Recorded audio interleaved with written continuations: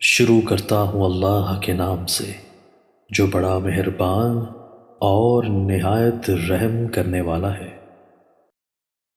حضرت ابو امامہ رضی اللہ تعالیٰ عنہ سے روایت ہے کہ ایک شخص نے رسول اللہ صلی اللہ علیہ وآلہ وسلم سے پوچھا کہ ایمان کیا ہے؟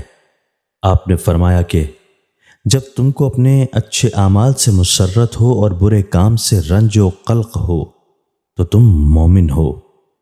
تشریح: مطلب یہ ہے کہ ایمان کے خاص آثار اور علامات میں سے یہ ہے کہ آدمی جب کوئی نیک عمل کرے تو اس کے دل کو فرحت و مسرت ہو، اور جب اس سے کوئی برا کام سرزد ہو جائے تو اس کو رنج و غم ہو۔ جب تک آدمی کے ضمیر میں یہ حس باقی رہے، سمجھنا چاہیے کہ ایمانی روح زندہ ہے اور یہ احساس اس کا ثمرہ ہے۔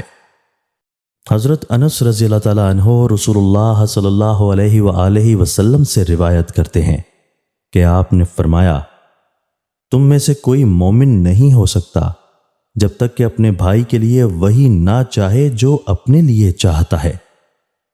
تشریح: مطلب یہ ہے کہ ایمان کے اصل مقام تک پہنچنے کے لیے اور اس کی خاص برکتیں حاصل کرنے کے لیے یہ بھی ضروری ہے کہ آدمی خود غرضی سے پاک ہو اور اس کے دل میں اپنے دوسرے بھائیوں کے لیے اتنی خیر خواہی ہو کہ جو نعمت اور جو بھلائی اور بہتری وہ اپنے لیے چاہے وہی دوسرے بھائیوں کے لیے بھی چاہے، اور جو بات اور جو حال وہ اپنے لیے پسند نہ کرے اس کو کسی دوسرے کے لیے بھی پسند نہ کرے۔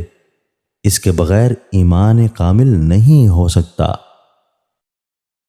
دوستو، اللہ تعالی ہمیں ان احادیث مبارکہ پر عمل کرنے اور اپنی زندگیوں کو سنوارنے کی توفیق عطا فرمائے۔